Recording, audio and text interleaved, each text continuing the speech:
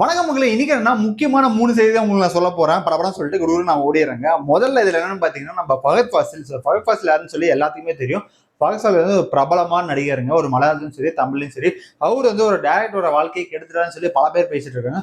ஒரு டைரக்டரோட வாழ்க்கையை அவரே எங்க கெடுக்க போறாரு? அவர் தான் நல்லா நடிக்கிறாருல்ல. ஸோ அவரோட வாழ்க்கை சூப்பரா இருக்கு. அப்புறம் இருக்கிறப்போ அவர் ஏன் ஒரு டைரக்டர் வாழ்க்கையை போய் கெடுக்க போறான்னு பாத்தீங்கன்னா, அவருக்கே தெரியாம ஒரு டைரக்டரோட வாழ்க்கையை வந்து கெடுத்திருக்காரு அப்படின்னு சொல்லி ஓப்பனா இப்போ ஒரு டைரக்டர் வந்து சொல்லியிருக்காரு. அதுவுமே ஃபகத் ஃபாசில் முன்னாடியே ரீசெண்டா ஒரு பிரஸ் மீட்ல ஃபகத் ஃபாசில் முன்னாடியே உட்கார வச்சு ஒருத்தர் வந்து சொல்லியிருக்காருங்க. அது யாருன்னு பாத்தீங்கன்னா தி அபினவ் சுந்தர் நாயக். ஸோ அபினவ் சுந்தர் நாயக் யாருன்னு பாத்தீங்கன்னா, இப்போ ரீசெண்டா மாலிவுட் டைம்ஸோட ஒரு படம் வந்து ரிலீஸ் ஆயிருக்கு. அந்த படத்தோட டைரக்டர் தான். அந்த படத்தோட ஹீரோ யாருன்னு பாத்தீங்கன்னா நம்ம பிரேமலோட ஹீரோ தான். ஸோ அந்த ஹீரோ வந்து பயங்கரமா காமெடியாவும் ஹியூமராகவும் இருப்பாரு.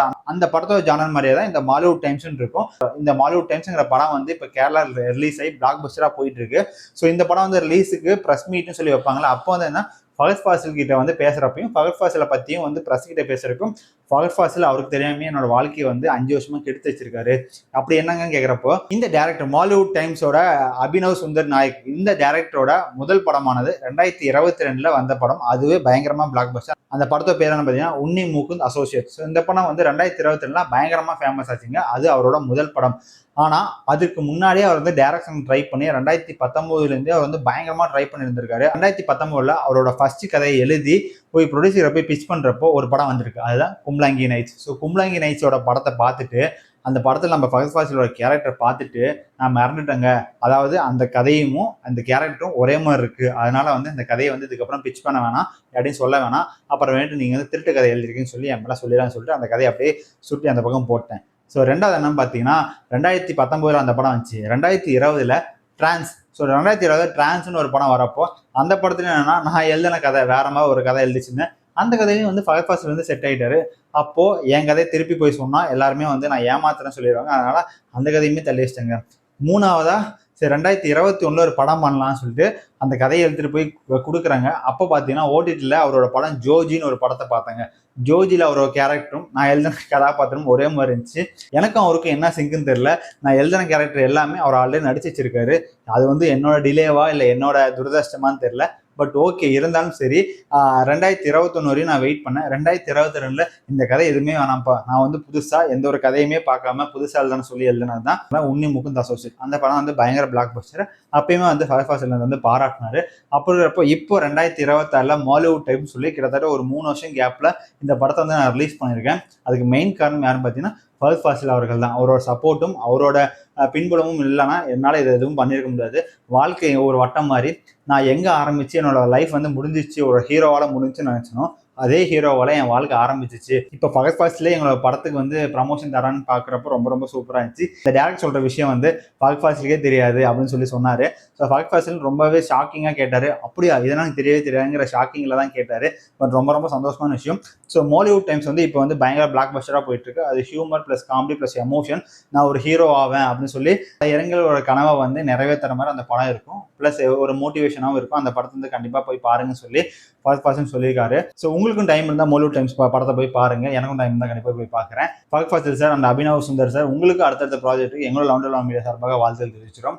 ரெண்டாவது, ஒரு நல்ல தலைவரை நம்ம இழந்துட்டோம் அப்படின்னு சொல்லி நம்ம லதா ரஜினிகாந்த் வந்து ஓப்பனாக சொல்லிட்டாங்க. அதுவும் இன்னைக்கு ஏன்னு கேட்டிங்கன்னா மக்களின் மேடைன்னு சொல்லி ஒரு அரசியல் அமைப்பு வந்து ஆரம்பிச்சு வச்சிட்டாங்க. ஸோ அது என்னன்னா ரஜினிகாந்த் சார் அவர்கள் இல்லாமல் லதா மேமே தனியாக ஆரம்பிச்சிட்டாங்க. அது வந்து ஒரு வருத்தத்தோடு ஆரம்பிச்சிருக்காங்க.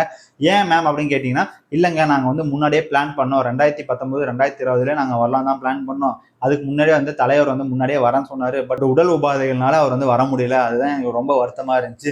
அதுக்கப்புறம் தான் 2020 நாங்கள் பிளான் பண்ணோம். இப்பயுமே நாங்கள் பிளான் பண்ணி தான் இருக்கோம். ஒரு நல்ல தலைவர் வந்து அரசியலுக்குள்ள வந்தாருன்னா அந்த நாடே மாறும். தமிழ்நாடு மட்டும் இல்லைங்க, தமிழ்நாடு சொல்கிற ஒட்டுமொத்த இந்தியாவுமே மாறத்துக்கு வாய்ப்பு இருக்கு. ஸோ அப்படிப்பட்ட தலைவர் தான் என்னோட கணவர், உங்களோட தலைவர் சூப்பர் ஸ்டார் ரஜினிகாந்த் அவர்கள். அவர் வந்து ஒரு கட்சி ஆரம்பிச்சாருன்னா அது வந்து வேற லெவலாக போகும். ஏன்னா அவரை பற்றி எனக்கு நல்லாவே தெரியும். ஆனால் ஏன் வந்து அவர் வந்து விலகி போனாருங்கிறது உங்களுக்கு எல்லாத்துக்கும் கண்டிப்பாக தெரிஞ்சே இருக்கணும். முன்னாடியே தெரியும். ஏன்னு கேட்டிங்கன்னா, அவர் வந்து அரசியலுக்கு வரேன்னு சொல்லி அறிவிப்பு வரப்போ 2020 வந்து கொரோனா வந்துருச்சு. ஸோ கொரோனா டைமில் வந்து யாரும் வந்து எதுவும் பண்ண மாட்டாங்க. ஸோ நமக்கு வந்து ஒரு பிரபலம் கிடைக்காது, நமக்கு வந்து ஒரு ஓட்டு கிடைக்காது. இப்போ மக்களே வந்து ஒரு பாதிப்பில் இருக்காங்க. அப்படி இருக்கிறப்போ ஒரு சினிமா நடிகனுக்கு வந்து ஓட்டு போடுவாங்களான்னு சொல்லி நினச்சி பயந்து நாங்கள் வந்து பின்தங்கிட்டோம். அதனால் நாங்கள் பண்ண பெரிய தப்பு அன்றைக்கி ஒரு நாள் பண்ண தப்பு தான். சப்போஸ் அன்றைக்கி நாங்கள் முடிவெடுத்து 2020 வந்து நாங்கள் வந்து தேர்தல் நின்றுருந்தா 2021 நாங்கள் கண்டிப்பாக ஜெயிச்சிருப்போம். இப்போ வந்து ஒரு மிகப்பெரிய தலைவனை வந்து மக்கள் வந்து இழந்துட்டாங்க, நாங்களும் இழந்துட்டோம். ஸோ அந்த மாதிரி ஒரு தலைவனை வந்து திருப்பி நம்ம பார்க்க முடியாது. அப்படி சப்போஸ் நாங்கள் பார்க்கணும்னா அடுத்து வரக்கூடிய 2031 தேர்தலில் வந்து மக்களாகி நீங்கள் வந்து ரஜினிகாந்த் அவர்களை வந்து தேர்ந்தெடுத்து முதலமைச்சராக ஆக்கணும், எல்லா தொகுதியிலுமே வந்து அவரை ஜெயிக்க வைக்கணும்னு சொல்லி என்னோட ஆசை அப்படின்னு சொல்லி மேம் வந்து ஓப்பனாக சொல்லியிருக்காங்க. பட் என்னன்னா இந்த பக்கம் என்னன்னா விஜய் ரசிகர்களுக்கு வந்து வேணாம், இதுக்கப்புறம் ரஜினி சார்னா வேணாம், அவருக்கு ஒரு வயசு ஆயிடுச்சு, இன்னொன்று அவருக்கு வந்து உடல் உபாதைகள்லாம் நிறையா இருக்கு, இன்னொன்று அவருக்கு ஃபேமிலி கமிட்மெண்ட் நிறையா இருக்கு, அதனால ஏன் அதுக்காக வராரு, அதனால வேணாம், நம்ம தலைவர் விஜயை பார்த்துக்கணும்னு சொல்லி ஒரு பக்கம் கூட்டம் இருக்கு. இன்னொரு பக்கம் லாரன்ஸ் என்ன சொன்னார்னா 2020 வந்து ரஜினி சார் வந்திருக்கிறதுக்கு வாய்ப்பு இருக்கு. பட் அவர் ஓப்பனாக சொல்லிட்டாலே எனக்கு உடல் உபாதைகள் நிறையா இருக்குப்பா, அதனால இப்போதைக்கு வேணாம், நீ வந்து உன்னோட வேலையை பாருன்னு சொல்லி என்னையை அனுப்பிச்சு விட்டாருன்னு சொல்லி லாரன்ஸ் சார் அவர்களே ஒரு வீடியோவில் வந்து பதிவிட்டாரு. இப்போ என்னன்னு பார்த்தீங்கன்னா லாரன்ஸ் அவர்களும் சரி ரஜினி அவர்களும் சரி ஒன்னா சேர்ந்து ஒரு கட்சி ஆரம்பிப்பாங்கன்னு பார்த்தா இல்லை இப்போ தனியாக பிரிஞ்சு லாரன்ஸ் அவர்கள் வந்து இப்போ விஜய் கூட சேர்ந்து ஒரு கட்சியில் இணைய போறாரு. அதான் திருச்சி தொகுதியில் வந்து நிற்க போறாரு எம்எல்ஏவா. கண்டிப்பாக நின்னா ஓப்பனாக சொல்றாங்க ஓட்டு அவருக்கு தான் விழும். ஸோ கண்டிப்பாக அந்த தொகுதி எம்எல்ஏவா லாரன்ஸ் வந்து ஆகிறதுக்கு வாய்ப்புகள் நிறையாவே இருக்கு. ஒரு பக்கம் என்னன்னா ரஜினிக்கு வந்து வருத்தம், ஓகே நம்மளோட பையன் இப்போ வந்து லாரன்ஸ் பையன் வந்து அங்கே போயிட்டான், பட் இருந்தாலும் பரவாயில்ல அந்த பையன் நல்லா இருக்குன்னு சொல்லி ஒரு பக்கம் இருக்காரு. இன்னொரு பக்கம் வெறியாவும் இருக்காரு. 2031 சப்போஸ் ஜெயிக்கிறதுக்கு வாய்ப்பு இருந்தால் இருக்கலாம். விஜய் அவர்கள் வந்த ஒரு மாச காலகட்டத்திலே வந்து மக்களோட மனசை வந்து பிடிச்சிட்டாருங்க. இப்படி இருக்கிறப்ப வந்து வேற கட்சிகள் வந்து உள்ள வருமாங்கிறது சந்தேகம். இதுக்கப்புறம் வந்து முன்னாடி ஆண்ட 60 வருஷமா ஆண்ட 2 கட்சிகள் வந்து வருமாங்கிறது தெரியல. பட் இந்த கட்சி வந்து வரத்துக்கு வாய்ப்பு இருக்கு. மக்களின் மேடைங்கிறத புது கட்சி மக்கள் வந்து வரவேற்கிறதுக்கும் வாய்ப்பு இருக்கு. ஏன்னா இப்ப இருக்கிற தமிழ்நாட்டின் அரசியல் எப்படி இருக்குன்னு பாத்தீங்கன்னா தமிழ் சினிமாவோட ஹீரோஸ் தான் வந்து ஆள போறாங்க. அப்படி இருக்கிறப்போ இப்போ வந்து விஜய் ஆண்டுட்டு இருக்காரு, அடுத்த ரஜினி வந்து ஆளுவாரான்னு தெரியல. பட் வெயிட் பண்ணி பார்க்கலாம். இது வந்து ஒரு தரமான போட்டியா இருக்க போகுதுங்க வரக்கூடிய 2031 தேர்தலில். விஜயா ரஜினிகாந்த் தான் தெரியல. ஸோ வெயிட் பண்ணி பார்க்கலாம். மூணாவது நம்ம சிஎம் விஜய் அவர்கள் சென்னைக்கு ஒரு தரமான சம்பவத்தை வந்து பண்ணிட்டு இருக்காருங்க. என்னதான் கேட்குறீங்க, நம்ம கூவாறு அடையாறாருன்னு சொல்லி பயங்கர குப்பமேடா இருக்கிற அந்த ஆத்தை வந்து கிளீன் பண்ண போறோம்னு சொல்லி ஓப்பனா அறிவிப்பு விட்டுருக்காரு. அந்த அறிவிப்புக்கு ஏற்ற மாதிரி அந்த கூவத்துக்கும் அந்த அடையாருக்கும் வந்து கிளீன் பண்றதுக்கு ஒரு நிதியுதவி வந்து சென்ட்ரல் கவர்மெண்ட் வந்து ஒதுக்கி இருக்காங்க. அந்த ஒதுக்குற அமௌண்ட் என்ன பார்த்தீங்கன்னா 17,000 கோடி. ஸோ 17,000 கோடி வந்து ஒதுக்கியிருக்காங்க. அதை வந்து ஓப்பனாகவே சொல்லிட்டாரு. அப்போ இருக்கிறப்ப என்ன, இப்போ ரீசெண்டாக வந்து நித்தி ஆயோக் மீட்டிங்கில் போய் நம்ம தலைவர் கலந்துக்கிறப்போ அவர்கிட்ட போய் கேட்ட ஒரே ஒரு விஷயம், மோடி கிட்ட நம்ம தமிழ்நாட்டுக்கு இத்தனை கோடி வேணும், ஸோ இந்த மாதிரினா எங்களுக்கு வந்து தேவைப்படுது அமௌண்ட்டு, ஸோ இதனால் இந்தந்த தேவைகள்லாம் வேணும், மக்களுக்கு நல்லதுக்கு இந்த விஷயங்கள்லாம் வேணும்னு சொல்லி அமௌண்ட் வந்து கேட்டிருக்காரு. அதுக்கான பட்ஜெட்டும் வந்து சொல்லிட்டு கொடுத்துட்டு வந்திருக்காரு. ஸோ வெயிட் பண்ணி பார்க்கலாங்க சென்ட்ரல் கவர்மெண்ட் எந்த மாதிரி ரியாக்ஷன்ஸ் தான் வருதுன்னு.